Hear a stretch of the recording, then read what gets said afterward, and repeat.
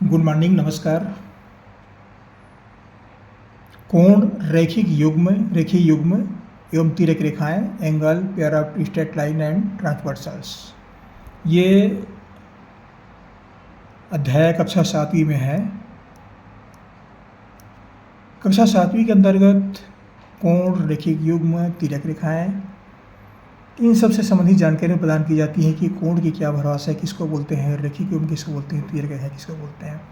इससे संबंधित मैंने वीडियो तैयार किए हैं। अब इसकी सामान्य जानकारियाँ और प्रश्न जो हैं आप मेरे अन्य वीडियो में प्राप्त कर सकते हैं, ये हमने जारी किया है।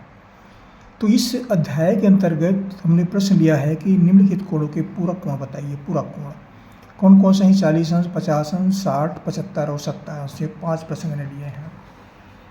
ये प्रश्न छत्तीसगढ़ पाठ्य पुस्तक निगम वहाँ किताब से मैंने लिया है और ये वीडियो हम छत्तीसगढ़ से जारी कर रहे हैं। तो हमें पहले क्या पता होना चाहिए कि पूरक कोण किसको बोलते हैं। अगर पूरक कोण की परिभाषा मालूम है तो दूसरा कोण आसानी से प्राप्त किया जा सकता है। पूरक कोण की परिभाषा,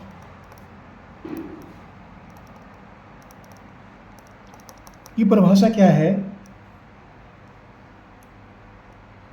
जब दो कोणों के मापों का योग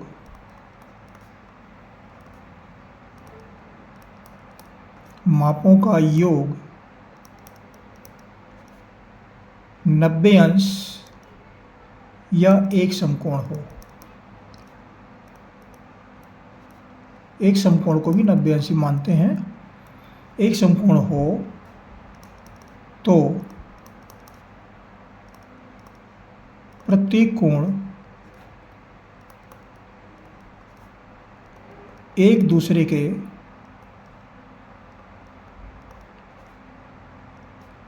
पूरक कोण कहलाते हैं।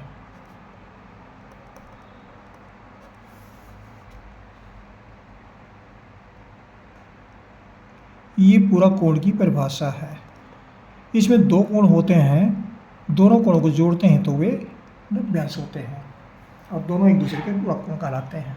ये परिभाषा है उसकी। तो पहला प्रश्न हमने लिया है 40 अंश। 40 अंश का पूरक कोण बताइए।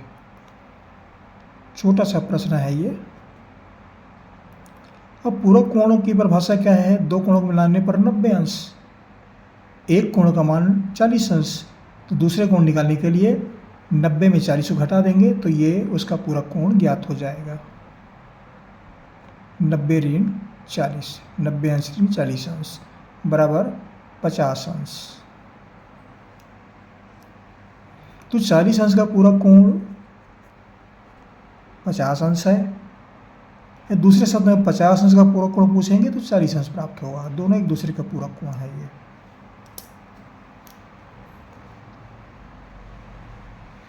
दूसरा प्रश्न हमने लिया है 50 अंश।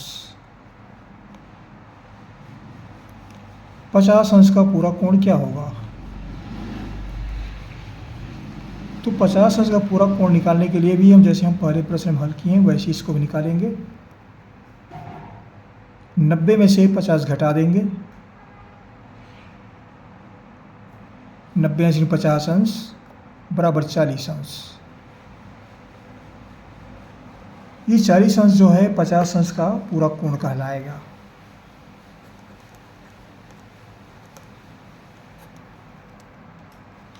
तीसरा कोण हमने लिया है 60 अंश।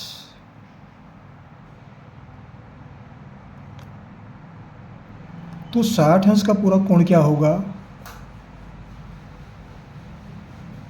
इसके पूरक कोण ज्ञात करने के लिए हमें फिर से 90 में से घटाना होगा 60 को।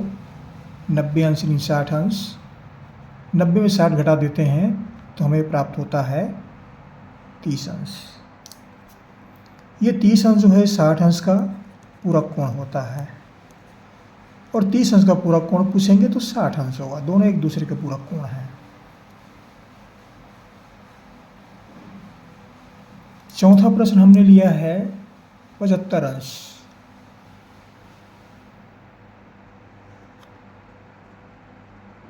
पचहत्तर अंश का पूरक कोण कितना होगा? तो इसका भी पूरक कोण ज्ञात करेंगे। तो जो पिछले प्रश्न हम हल किए हैं बिल्कुल वही तरीके से इसको भी हल करेंगे। 90 में से 75 घटाएंगे, कितना बच जाता है ये? 75 5 80 और 10 90 15 अंश।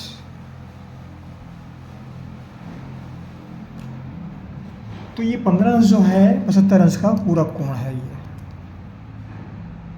और यदि 15 अंश का पूरक कोण पूछते हैं तो 75 अंश उसका पूरक कोण होगा।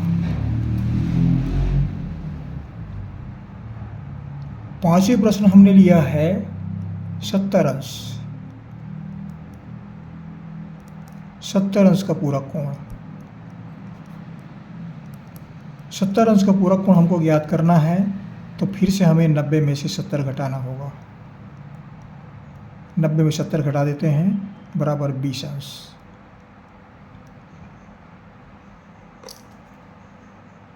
ये 20 अंश जो है 70 अंश का पूरक कोण कहलाएगा। अगर प्रश्न को पलटते हैं 20 अंश का पूरक कोण बताइए तो हम 90 में 70 घटाएंगे, 20 प्राप्त हो जाता है, ये 70 प्राप्त हो जाता है। इस तरह से पूरक कोण जो है आसानी से निकाल सकते हैं। ये पूरक कोण के संबंध में जानकारियाँ थी कक्षा 7 विद्यार्थियों के लिए कि पूरक कोण कैसे ज्ञात किया जाता है। और मैं समझता हूँ ये वीडियो आसानी सबको समझ में आएगा। बहुत सरल है, बहुत सरल है ये। आप जहाँ से पढ़ रहे हैं जरूर कमेंट्स कीजिएगा, बताइएगा कैसे लगते हैं हमारे चैनल। आपको हमारी ओर से बहुत बहुत शुभकामनाएं, पढ़ते रहिए। चैनल हमारा और सब्सक्राइब कर दीजिए, एक ही बार करना पड़ता है, ये कार्य अवश्य करें। आपको हमारी ओर से शुभकामनाएं, पढ़ते रहिए। अगले दिन फिर मुलाकात होगी। Thank you.